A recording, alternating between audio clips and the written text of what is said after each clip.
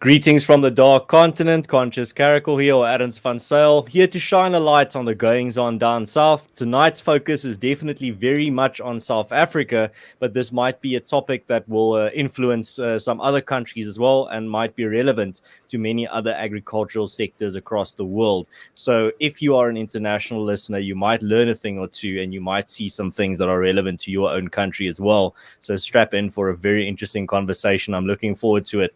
For this conversation, I'm joined by my firstly good friend and then also someone that's been on the show before, Herman Roos. He is a tobacco farmer here in South Africa. He's been on the show before on the episode where we were talking about the challenge against the smoking ban during the previous lockdown phases in 2020. And now he's back to talk to us about inflation, a completely different topic, but something that he has many enlightening things to share with us. So welcome back on the show, Herman. Thank you, Aronson. It's always nice to be back. And first of all, I would like to thank you and everybody that helped us during the tobacco ban in South Africa. There are numerous people who brought us on live streams, who spoke to us about the impact.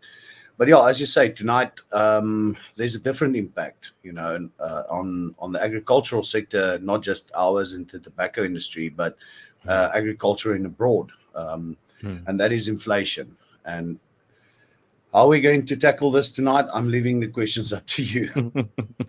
All right, but let's start with a simple one, a little bit of economics 101. Can you just walk us through the process or the cycle of how inflationary pressures within the agricultural sector translate to not just, the obvious would be food prices increasing, but general inflation as well? Just walk us through the basic steps there. That's the most important thing that we need to look at is all like a business. Agricultural reform is not just a farmer waking up in the morning, walking outside and deciding, oh, I'm going to plant this and this. We budget. We work on stringent string Afrikaans verskoon my mense. String budgets. And for that reason, we need to work out what our loans are. And a huge amount of South African farmers are dependent on production loans. They still have loans paying off their farms and all of that. So first of all, you start looking at what is your rentekoers.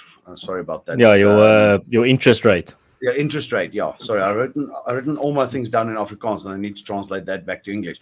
So your interest rate and what is the payback on your production bonus? Right, economics 101. So you're sitting there, and for your season, for argument's sake, you are budgeting 15,000 rand per hectare, and that's your input cost. All right, to get the optimal return on your harvest, say for instance wheat. You work out that you need around 4.5 to 5 tons to break even. So you are going to do that optimal input. Right. Now suddenly interest rates hike, fuel prices hike. What we have seen in the past 6 months happening in the agricultural sector, and suddenly you have these double up on prices just skyrocketing, and suddenly you have no idea. You have no budget left, and now you're starting eating either into your savings capital, or you start winding down, neglecting certain important aspects of your farm. Maintenance and those things. Start cutting on necessary things that you see as it's like a cat jumping around on a hot plate, trying to do maneuvers just to keep your head above water, but actually you're starting to fall into the boiling pot. And then when it comes to these types of inflationary forces, how does this then translate to the consumer, the person that is buying products, the person that is consuming products?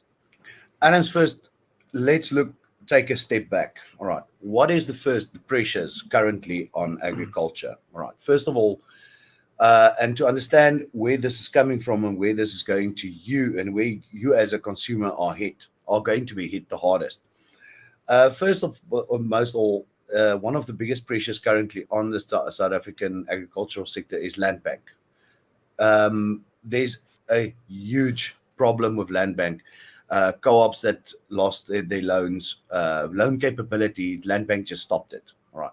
So there's a lot of farmers currently trying to move to banks. Dr. Tudy Jager and I had a conversation about this.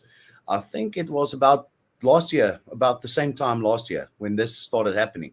We are now seeing this impact. All right. So co-ops are trying to help their farmers, but they cannot help them on their full production loans. All right. So interest rates are skyrocketing in the sense of a 0.25 interest rate hike by the Reserve Bank doesn't sound much, but that in the end, over $1 million or 2 million rand loan for production on maize or whatever you're planting, that 0.25 is actually much higher in the sense of you're talking more closer to 2-3% that you're going to pay back, right? How they do get to that, I do not understand it. Right? I'm not smart enough in that sense. I'm not an economist. Secondly, our safety on farms. That's the second pressure currently on farmers. One of the major things currently is cable theft, all right, copper theft on farms, diesel, batteries, name it. Theft is becoming a huge problem. Yes, I can insure against it, but it doesn't help me insuring a product. And by the end of the year, I had to claim it 3 times. Now my insurance premium is going up by 5 or 6%. All right, so there are, once again, things that you need to carefully judge on how are you going to handle that situation, and then production cost. All right, and this is where the thing is hitting the fan. Diesel went up from May, and I'm taking my own prices now. In May, I still bought diesel for 14.80 rand a liter. All right, and today I filled my tanks today just before the diesel hike, and that was at 18 rand a liter. All right, so you need to take that into consideration. And as an fertilizer prices, May I bought urea for 6,500 rand a ton, 12,500 now today. Right. So with the fuel price hike, everything that you as a consumer is going to be affected. All right. The vegetable that we produce on the farm needs to be transported from the farm to the warehouse. It's packed. It costs fuel. It costs energy. From there, it's transported to the shop. You as a consumer are going to pay for that this diesel hike. So you're talking 4 or 5 rand a liter diesel hike, price hike within 6 months. So on that side, you guys are, as an end consumer, especially the people in the city, we're on the farms. I think we are lucky in a way, much more lucky, because we can still buy vegetables from our local padstalletjies. We can buy from neighbors. So in that sense, we can negate a lot of the pressure that is people in the city are going to see it this December coming. They are going to walk into the shop today paying 10 rand a kilo for tomatoes. And this is not market-related price, all right? We have our ups and downs relating to market price during the year. Wintertime, it's more expensive. Summertime, it's cheaper. And then the next day, you're going to walk in and it's going to be 12 rand. The next day after that, it's going to be 15 rand. And all of this is going to come down back to expenses. And another thing that's interesting, I saw someone mention here in the chat. Firstly, Evela's sunglasses say, please like and share. Thank you very much. I appreciate it. And he also says, good day from England. I hope you have an excellent day, and welcome to the stream. Sideline Opinion says something interesting. He says fertilizer costs have also gone through the roof. Can you share some thoughts on this, Herman? Yeah, as I said mentioned urea, which is nitrogen based. Right. To give you guys an idea, we have. And sorry to interrupt you before you continue. Is this something? Is something that's just in South Africa, or is this something that's happening globally in regards to specifically fertilizer prices? All right, Adams, globally, I've read a few articles today pertaining to our stream. Globally, we've seen inflation, all right, on all products. The problem I think we have here in South Africa and all over third world countries, look, when inflation starts rising all over the world, that old saying, when America sneezes, the world has flu. All right. Literally and figuratively. We Today. should change that saying to when China sneezes, but that's a conversation for a different day. Let's not get the stream banned. But that is the problem. Sorry. But countries like the United States, and I wish Chris Waite would be on the live chat tonight to confirm what I'm saying, is once your agricultural sector is buffered, like in the United States, the UK, in the European Union, where they get money, rebates, and sponsorship from the government, should something like this happen, a hike in the diesel price, the government will actually back them by paying back a certain amount. Some farmers are paid not to farm, if there's overproduction of a certain crop. And all of these things are buffers that's built in by governments. So the farmer on the end, even in United States, where there are fertilizer shortages, the buffers are built in to protect these farmers. Your third world countries, on the other hand, us, we do not have that. And a country is like a big business. Once you start going to the global pool of negotiating for fertilizer or chemicals, the guy who has the most money and the biggest offset of sales is going to get the deal. South Africa is a drop in the ocean compared to countries like the United States, South America, China, India. Production-wise, we are a drop in the ocean. So how are these guys looking at this? They know I'd rather sell to United States or I'd rather sell. And we won't know if this is fact or fiction until the truth comes out. And at this stage, we have the problem.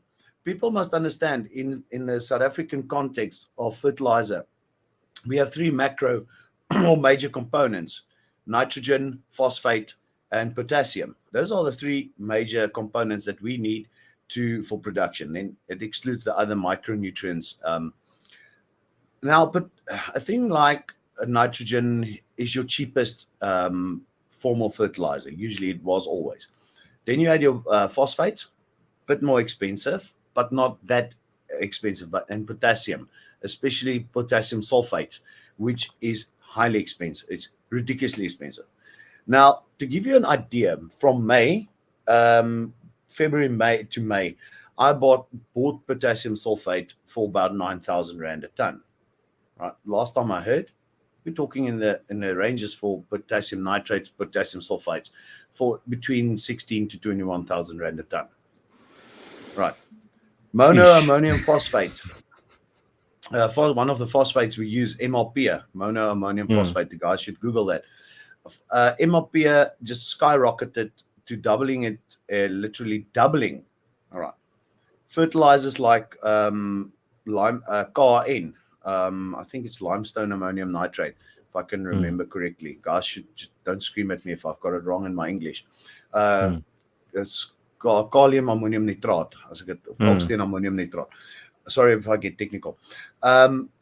Those were and ammonium nitrate, the two of your nitrogen brona, were the cheapest. Suddenly those things have skyrocketed from anything between 8,000 to 11,000 Rand a ton. Now here's the problem: we can't find it. You don't get KRN. If you find it, you pay. There's a shortage. There's a shortage of MRP. Right. So I shouldn't read the comments while so I've spoken. I actually sat and I said to them, this is going.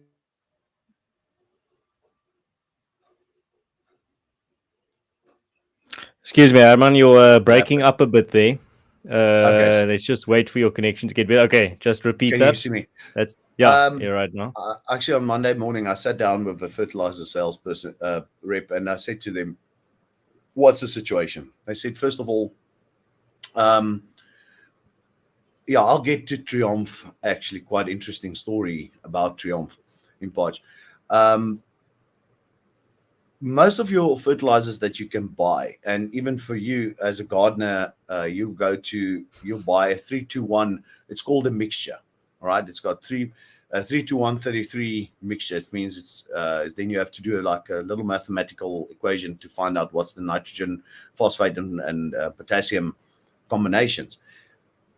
Mixes are stopped for most people. All right, they are selling what we call straights. Now, straights are just either it's nitrogen, phosphates, or potassium.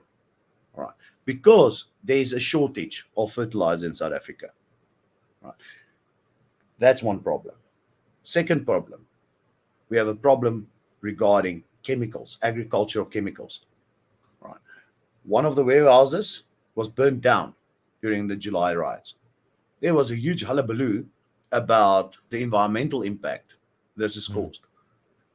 There's going to be a bigger problem because a lot of the chemicals that were stored in that warehouse are chemicals that we need now during our height of our production season.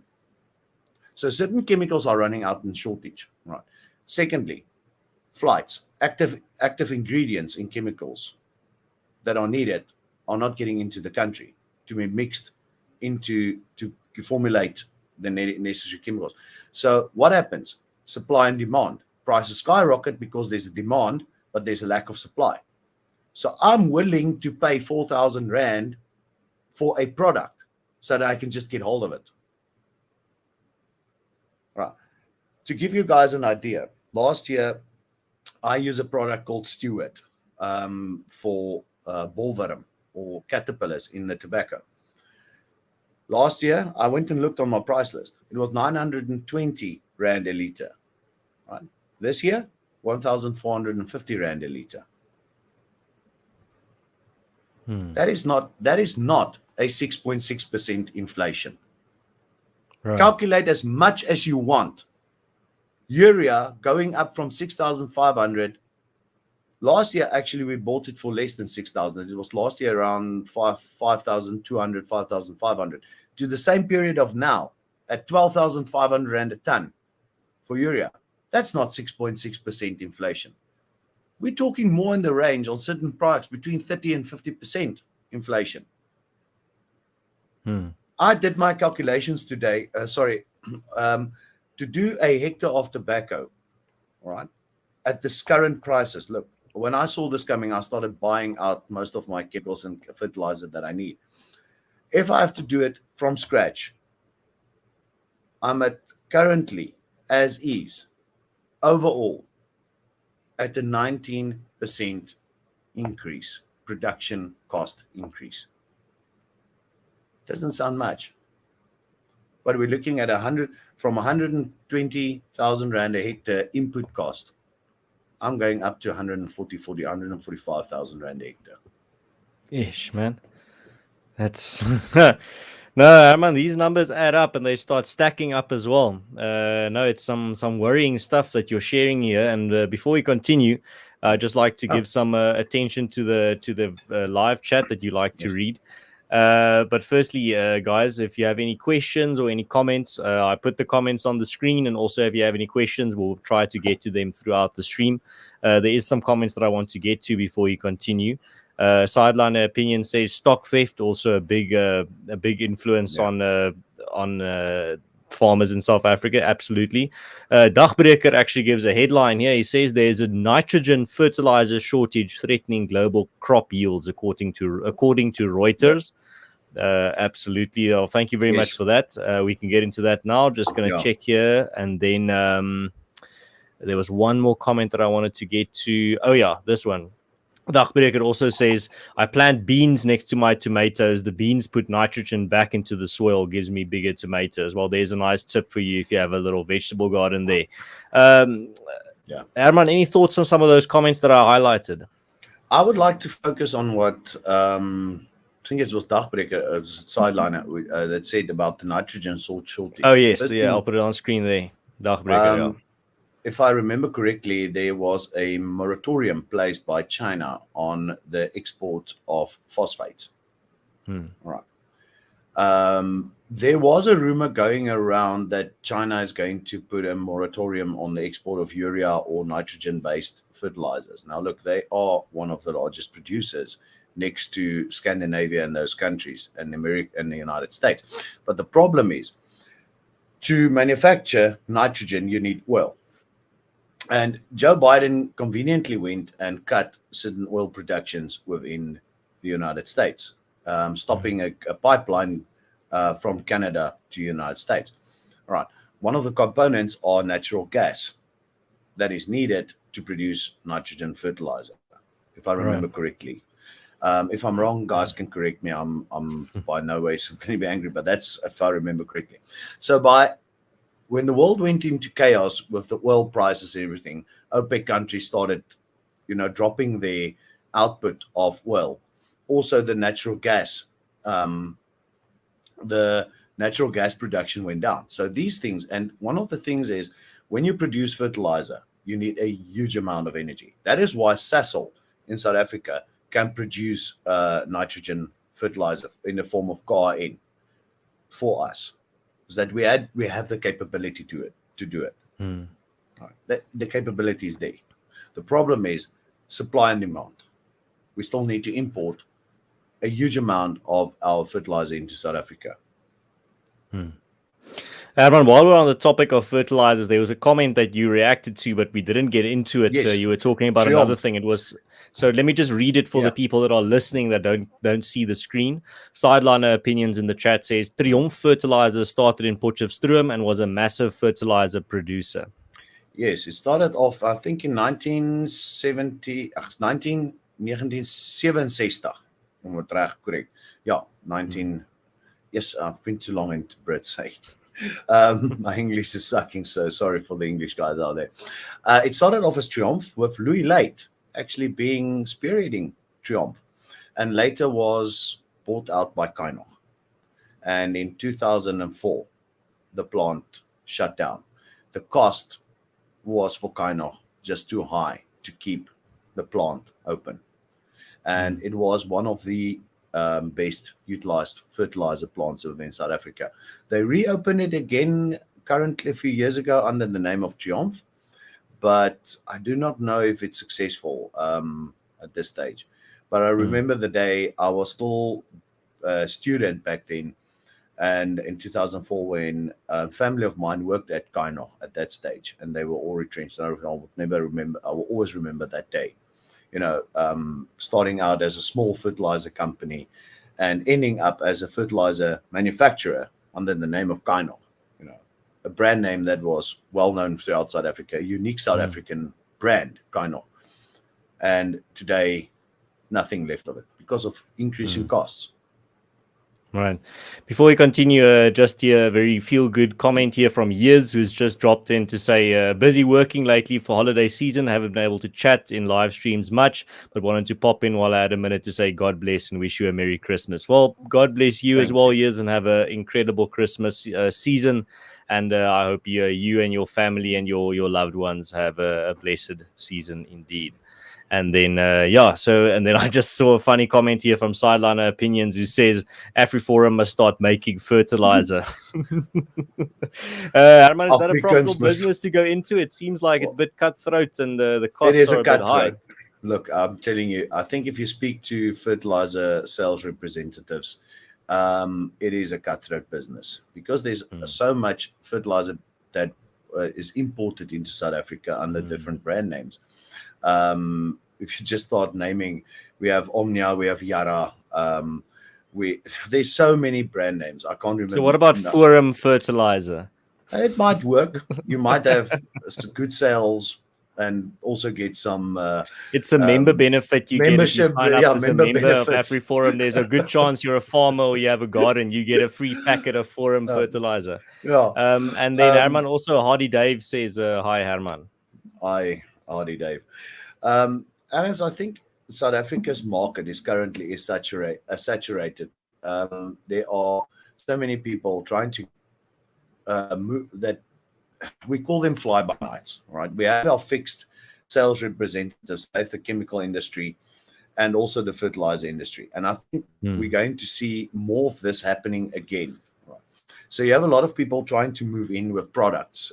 They promise you the moon and the sun and the stars, and this thing is going to be your lifesaver during the most, Right. and then it doesn't work and it just disappears. And this puts the fixed sales representatives out there. And I'm standing up for these guys because some of these guys has to cut their prices, not even making 50 to 100 rand a ton on fertilizer profit, if they even can make it. Right? That's not money, Aaron. In the fertilizer game, Yeah. that guy needs to sell a huge amount of tons to actually make a proper profit for himself. And most of them work on a commission basis. And the same with the agricultural chemicals. With the shortage that's now currently coming in, it puts these guys, the sales representatives out there, under a huge strain. So, first of all, they're going to start cutting their own cost.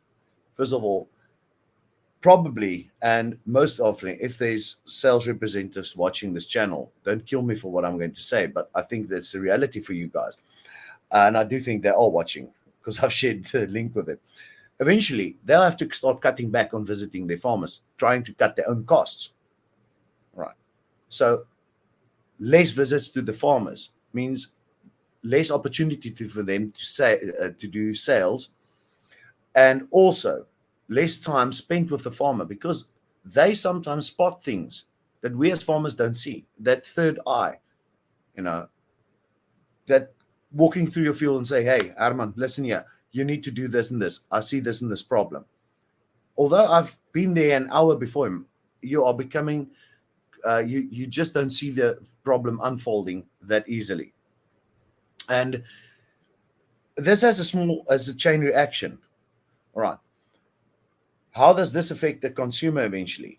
All right. I had a conversation with Roman Kabanak and Jonathan Witt on Renegade Report a year and a half ago, explaining the whole thing about two farmers each selling 10 tomatoes. And the less they sell, the less they plant. And eventually, if the consumer does not have money, first of all, you as a consumer will have to get, let me just get that. You are going to be affected by the fuel price, first of all, right?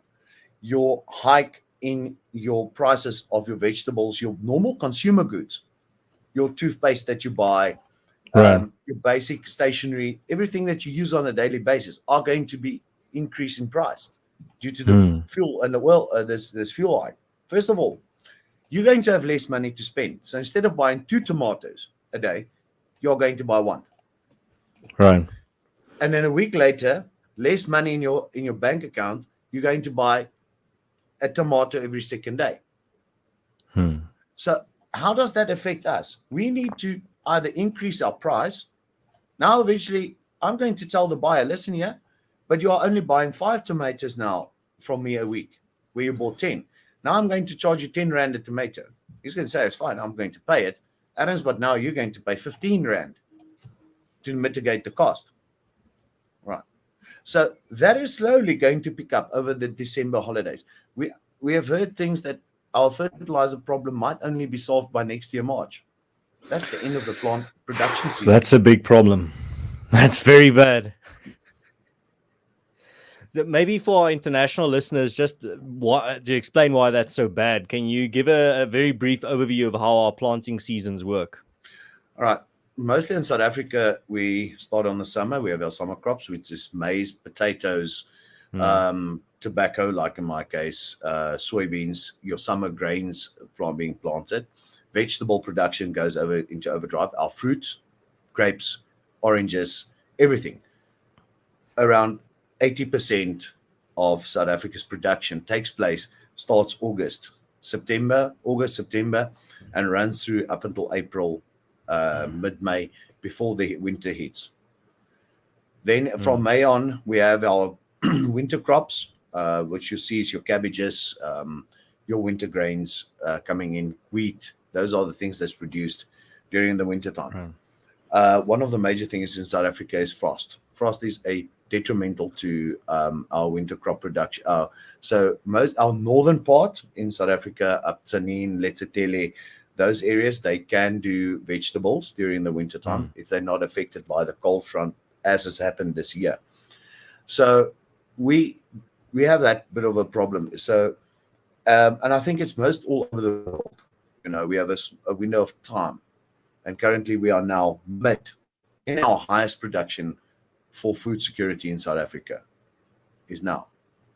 And this is the time where we have the biggest problem concerning inflation. Fertilizer.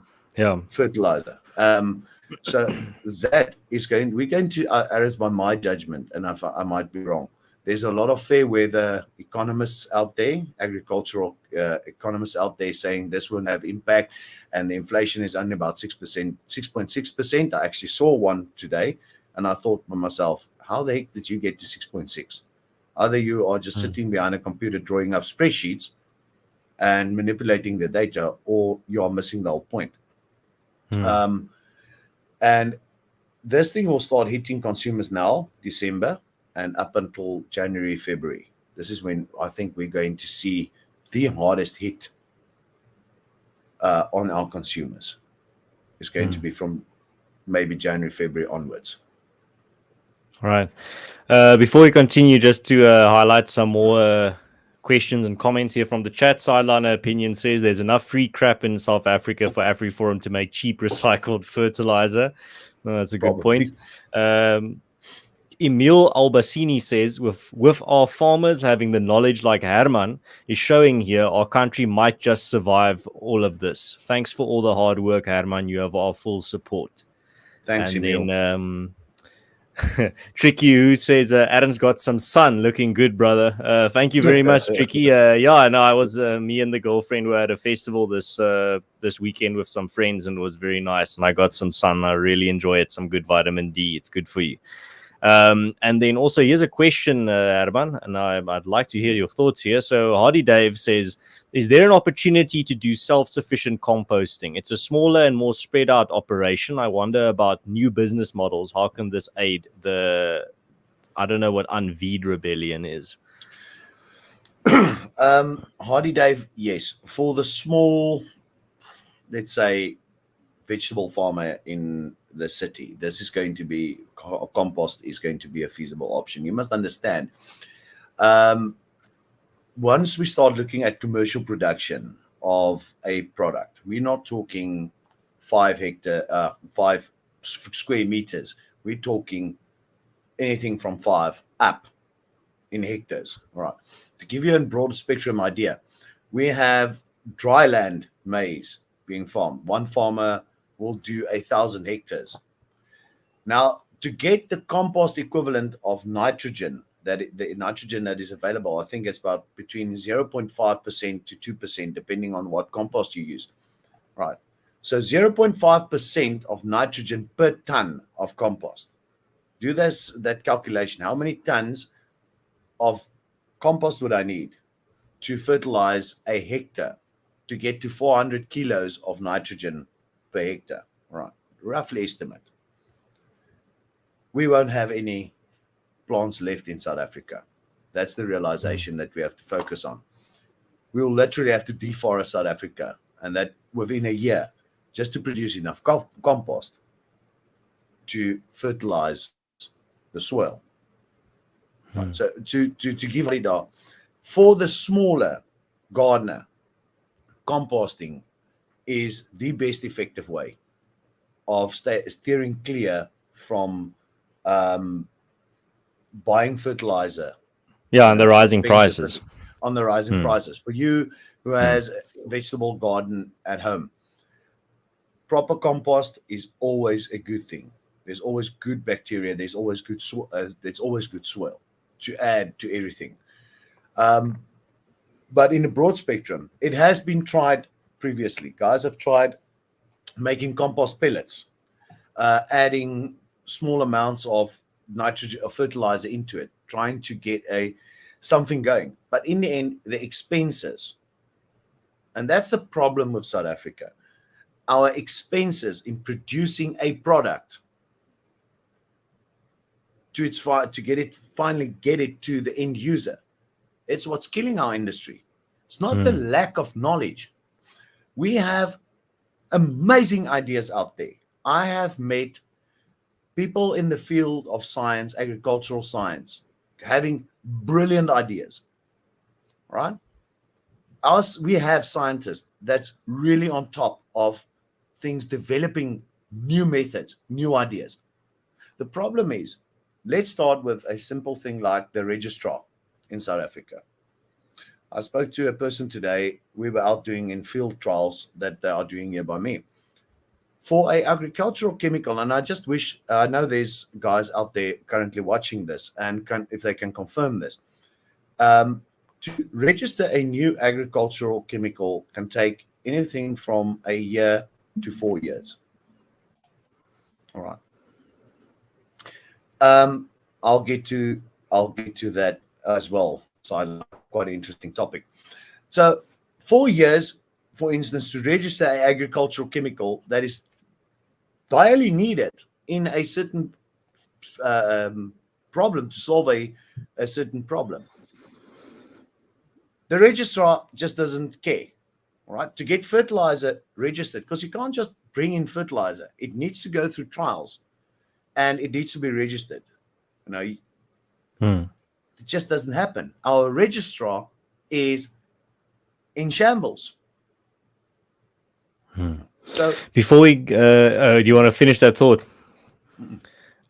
Before we continue, I just want to read some comments here. Tricky Who says, keep working on the farm, Aaron, so you'll have a tan like Herman. I like a Buddha tan. Peter A, I think before we get to sideliner opinions as comments, I want to get to this question by Peter H or Peter Hall, who says, how does a chicken manure pellet compare with commercial fertilizers? Peter, it just falls out of the bus. The problem is, once again, your nitrogen amount and your other components, phosphates and potassium components. Remember with manure that you have certain components within manure that can be toxic to your field, right? So you don't want to overuse it. Right? It's not like compost where you can put down tons and tons and tons and don't have any effect on your field. Remember, chicken manure comes with first of all, there's a lot of antibiotics in that thing. It needs to be broken down. You can't just take raw chicken manure and chuck it onto your field and expect to plant the next day. So what we'll have is you'll have a burn. Your plants can burn. All right, that's due to high ammonia in that chicken manure. So you have to break it down, and during that breaking down process of converted to be used in usable nitrogen and a natural product, you lose a lot of your things. So once again, the tonnage that you need and to pellet it, once again, the cost outweighs the end idea or end use. Then it will be cheaper to buy nitrogen fertilizer. As I said, these things have been done in South Africa. It's not that it's not been done. We buy a lot of chicken manure. We let it lie in heaps, wait for it about 3 to 6 months, and then we start spreading on our fields, because there is a danger of having toxicities from the raw manure into your field. So yes, the opportunities are there. We have feedlots, huge feedlots. Cairo beef have huge feedlots. We have all that manure. The problem is to produce it into an end product that's viable, usable, but also cheap enough price-wise to compete with fertilizers on the or other products on the market currently. I see Sideline Opinion says we need to become independent from international corporates, otherwise they will eventually own everything. That's a prescient comment. Hendo shares the link to the Telegram group. Yes, thank you very much, Hendo. There's a link to my Telegram group just in the description. You guys can go check it out. Thank you very much. And then also, Herman, there was a comment here. Let me see if I can find it. Here we go. Where Sideliner Opinion says the other option is to develop African varieties which maybe produce less but at a much less input costs. Okay, now Adams, let's go back. Now we have to take a step back in history. And 1960, Alan R. was set up, the LNR IRC as we know it today. Right, most of that things was done under the Agricultural Research Board. I think that's the correct name in South Africa. And these were scientists and people, doctors, people coming together, researchers coming together, and they started researching varieties of plants within South Africa. Right, government funded. Right, the ou landbouskole, agricultural schools like Wagpos close to us. Right behind Wagpos is what we call the toetsstasie, the test center. That was where varieties was tested. And these guys were tasked and paid to develop varieties specific for the South African conditions. All right. We had brilliant scientists and people out there working on grass varieties for field increasing of field yield for cattle. People working on maize, potatoes. And after 94, the government started reducing the input cost or the financing for the ARC. And eventually, the ARC is now at the state where we see it. If you drive to Rustenburg, for instance, the ARC in Rustenburg did cotton, tobacco. I can't remember, there's another one, but I remember it's cotton and tobacco. Right. The research was done on developing new varieties of tobacco and cotton.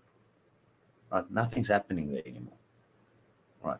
The last person, Tinus de Beer, who I was very privileged to have seen how he developed tobacco varieties for the South African market. He's gone, he's retired. The person who was supposed to replace him was a doctor from Eritrea who didn't care about developing new tobacco varieties. Neither did he care about developing new cotton varieties.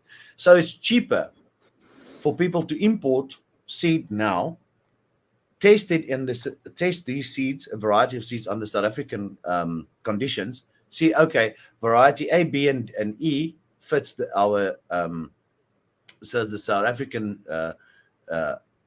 weather patterns and gives the best yield under those circumstances. So yes, we do have the capability. We had universities like Bloemfontein, we had Tikkies, Stellenbosch, working together with the Agricultural Research Institute and on developing these things. It's gone. To give you guys an idea how far actually our research went is into horses. All right, the Percheron horse race that you see, those big white horses, I own one. Oh, not me, it's my wife. Sorry, she's going to kill me if I say I own it. My wife owns it. The original horses was brought into South Africa, and they were the studs was bred at the ARCs throughout South Africa. They were used as track para, right? Today, there's a small stud ongoing in the Western Cape, just outside Stellenbosch. For the love of me, I can't remember what the place's name was, and I was actually there. So there was also into animals, right? Not just cattle and sheep, into horses, because of the importance that horses had in an bosbouwbedryf, on farms, the Frieslands that we have here in South Africa today. All of this was research. And in 1994, the interest in this just waned. And the importance of agricultural research institutes waned. You go out, and do yourself a favor, and I ask anybody, drive out to Roodeplaat if you're from Pretoria. Drive to Roodeplaat ARC Center. Go to Onderste Poort. To give you guys an idea, the trouble we are in currently in South Africa as horse owners in South Africa, we do not have African horse sickness vaccines. There's no vaccines. Nada. We have to vaccinate our horses on a yearly basis against the African horse sickness because it's a mutating virus. Don't go down that road, please. So now we get to our next topic. No. We're not going to lose this stream. The problem is the ARC screwed up. Now everybody's running around. We need the vaccines. All right. So what's going to happen? Once again, our horses are insured. So if these horses die from African horse sickness, And we're talking some of these horses worth over R1 million in South Africa. Right? Not just a few of them. There's a bunking lot. Right? Some of the best racing horses comes from South African breed stats. Right? So what's going to happen to the insurance companies? They will recuperate their money by increasing our rates, interest rates on our premiums for our horses, for insurance. So where does the problem lie? We signed a petition to ask the ARC at Ondersupport to release the mandate on African horse sickness vaccines to be made elsewhere in the world.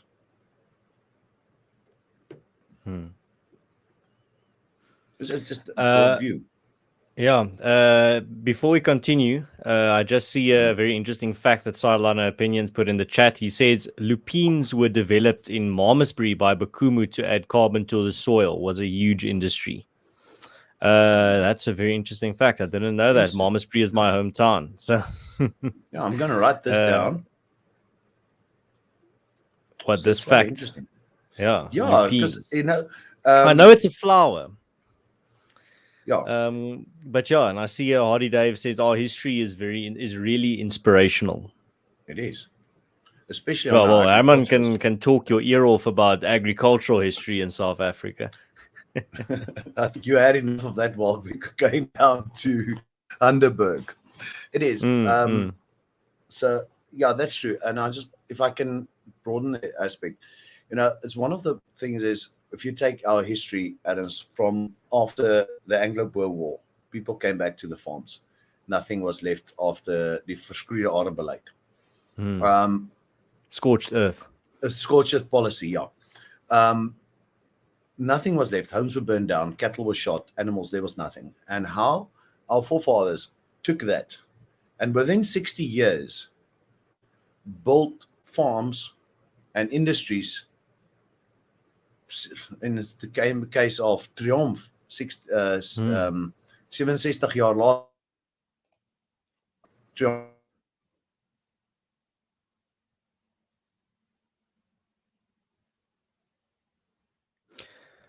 Herman, we seem to have just you've seemed to have broken up just a little bit there. Just repeat that sentence.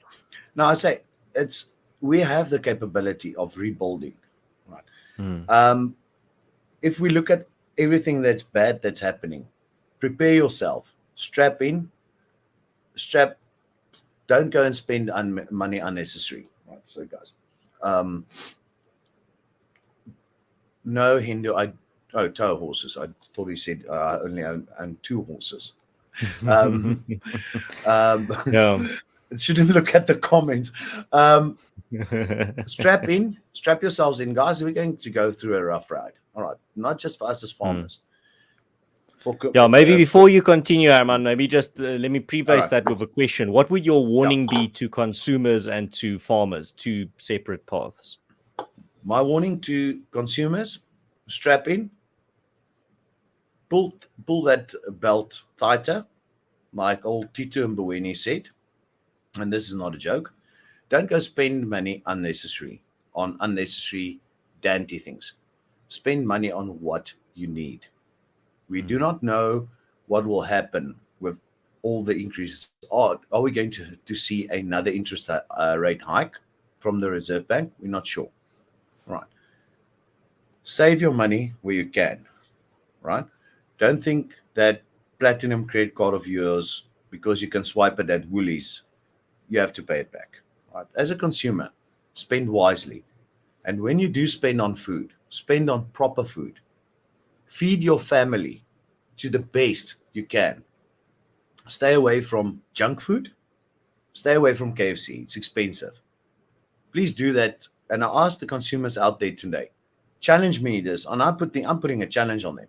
Go compare a KFC meal versus a proper meal, vegetables, bought, that was grown by farmers in South Africa, and compare that on a proper meal with the family around the table. I think you're going to find that making your own food at home is going to be cheaper. Yes, I know time is a problem, or at least if you want to buy food, buy properly cooked food. Stay away from junk food. It's expensive Mm. and it's not always healthy. You're going to end up Mm. looking like me. Dagbreker has a good comment here. He says, soos my pa gesê het, as dit goed gaan met die boere, sal dit goed gaan met die land. So just a translation there for my international listeners or English listeners. Dagbreker says, like his father always says, as when it goes well with the boers or with the farmers, then it will go well with the country. And I think in South Africa, you can give the double meaning there. If it goes well with the boers or when it goes well with the farmers, it will go well with the country. But yeah, very good comment there. Sideline opinions as a comment there, Herman. He says, good advice, Herman. Buy locally directly from farmers if you can. And Aaron's, you know what? There is opportunity in Pretoria, in Hazelwood. There's a farmers market. I think it's every Saturday. There are a few farmers markets, and I'm mentioning Hazelwood because that's the one I know about. There's a few farmers markets within Joburg, and strange enough, if you go to Joburg, there's the China market in Joburg where they also sell a lot of fresh vegetables that is bought from South African farmers. Right. So there are we have a lot of shops that specializes in fresh in vegetables. All right. So yes, if you want to buy directly from a farmer, please support our farmers that actually go to the farmers markets on weekends. It's every Saturday, I think. Ernst, you will be able to say more about that. I Well, think I there's can one just at the say, Fertilizer Monument also. yeah. I think there's one at the Voortrekker Monument now and then. There's also Bus Stop 7, which is also like a farmers market or community market. Yeah. There's that one that you mentioned. There's a lot. You just need to keep your eyes open, check on places like Irene? Facebook, talk to people, ask them. Yeah, Irene as well. So Yeah. no, that's a good that's some good advice. And then also I think dip your toes into growing your own vegetables and growing your own plants. That doesn't mean you're going to be food self-sufficient tomorrow. But me and my girlfriend started our own vegetable farm just a few weeks ago, and we've already eaten a lot of it and used it in our dishes. We've used a lot of the herbs specifically in the food that we make, but we've also had some of the spinach that we've grown. There's potatoes on the way. There's tomatoes on the way. There's bell peppers that are growing very well. There's some chilies that I want to make a chili sauce from, bird's eye chili specifically. I actually talk about my vegetable garden in detail in a previous episode recently called Build, Plant, Create. If you haven't seen it, you can go check it out after this or put it on your plan to watch or watch later list. There I go into detail on all the things that I planted and also why it's a good thing to plant your own plants and own vegetables. Herman, your thoughts on that sentiment? As there's nothing better for any person even on a farm, to have their own vegetable garden.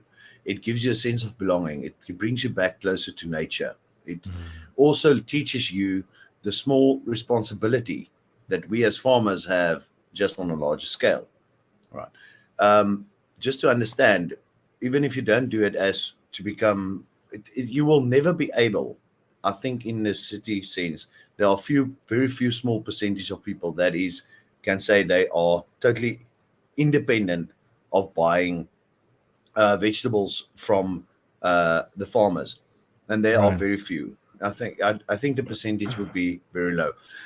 But even if you use that as just to understand the basic concept of what farmers go through on a daily basis in South Africa, the attention to detail. You mentioned that your spinach had a few munching bites, some insect went and chowed it.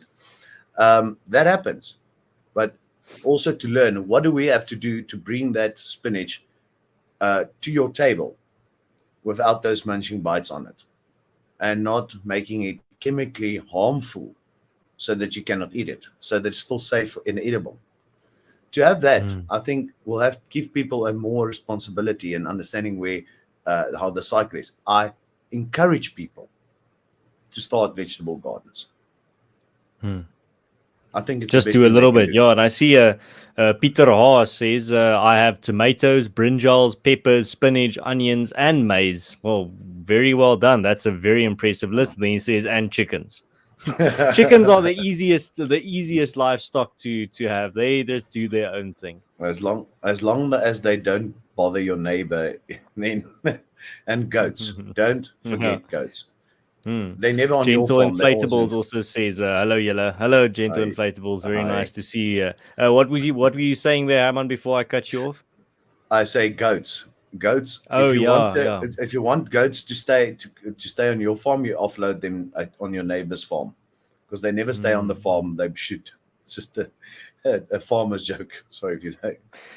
Breaker has the best comment of the night. He says chicken is the easiest vegetable to grow. Absolutely. Yeah. I mean, that's your side. Especially if you're from Gauteng or the Free State, you've got your side of vegetables there with your chicken breast on the side of your meat. But yeah, Herman, this has been a very excellent conversation. Before I want to give you the opportunity for some final thoughts, I just want to thank my sponsors again for this episode, and that's Bitvice. Most of you that usually tune in already know about them, but those that are unaware, if you are interested in going into Bitcoin, you've been thinking about it, or into crypto, you just don't know yet if you should, or you don't think you know enough about it, but you have considered it, here's the people that you need to contact if you live in South Africa, and that is Bitvice. Bitvice is the only self-custody place to buy Bitcoin in South Africa. What that means is that if you buy Bitcoin through them, unlike any other exchanges, they never hold your Bitcoin for you. They send it straight to your own self-custody wallet, meaning that regulators can't freeze your Bitcoin and hackers can't steal it. So there's a link in the description to their website. Go check it out. If you send them inquiries and questions, they will help you immediately. They helped me set up my crypto stuff. Very nice guys, very trustworthy, and they will definitely be able to help you out and show you the way forward if you're interested in these types of stuff. So, Herman, that brings us to the end of the conversation. It's been very enlightening, and I would just like to give you the opportunity for a final word to end it all off. Maybe just something to encapsulate everything that we've been talking about here tonight. And with all the doom and gloom that we've spoken about tonight, I do want to say one thing. South Africans are resilient. I think we saw it when we were down in Underberg, and when we were down there that weekend. It doesn't matter how hard the times are. We do find ways to get through it. How we're going to look, what we're going to look like when we are through this, I'm not sure. I wish I had a crystal ball to say what we're going to look like. But I do believe if our forefathers were able to take ox wagons through terrain, and every time I drive through the Drakensberg, I still shake my head and think, you were a bunch of nut crazy people coming up this way. Made it all the way up to the Transvaal, survived the Anglo-Boer War, went back to their farms. And what I've seen in July, when I was personally involved with the riots in Underberg and in KwaZulu-Natal, the resilience of people standing up afterwards saying, this is not going to be the end of us. We as South Africans will make it. But we need to use our heads. Right. No, Herman, thank you very much. That's an inspirational note to end it on. I see Dagbreker says, thank you, gentlemen. Excellent stream. Thank you very much, Dagbreker, for tuning in. And then Sideliner Opinion says, thank you, Herman and Adams, for bringing us the farmers' side of the story. South Africa's farmers are the best farmers in the world. Boer maak 'n plan. Thank you very much, Sideliner Opinions. And then also Hendo says, South Africans are made of sterner stuff. Absolutely. It's true. Lee Roberts says our forefathers wasn't woke. Absolutely, no, they weren't. Yeah. And then Cosmic Surface says, great stream. Thanks, gents. Thank you. And I'm going to use that opportunity firstly to thank my guest, Herman. Thank you very much for your valuable time and insights. I really enjoy it. I mean, this conversation we might as well have been having in private with a nice beer in our hand and a braai. It still would have been exactly as interesting and as nice. I mean, these are the type of conversations we have when we see each other in person anyway. So it's just a bonus to have a conversation that there's an audience as well that might learn something. And then also, I would just like to use the opportunity to thank everyone that tuned in. Thank you for all your very interesting questions and comments. It adds to the content. It adds to the experience. Thank you very much. You guys help make this channel what it is today. And then also, if you like this type of content, you can click like firstly to help out this show, but you can also subscribe if you're new to this channel for the if you want more of these types of conversations. The last episode of Stream of Consciousness for the year will be next week, Wednesday on the 8th. I'm speaking to Existential Delight, a South African YouTuber that describes his channel as the opposite of an existential crisis. And we're going to be getting into some philosophical deep stuff there. So looking forward to that. And then, Herman, I hope you have an excellent evening. Send regards to all your loved ones, and good luck in the months and days and year ahead. Thank you, Aaron. The same to you and your family, and everybody out there. Keep safe. Keep safe on the roads if you're going on holiday, and please look after yourselves. No, I think that's the right type of advice. Cheers, guys. Have a good one, and God bless.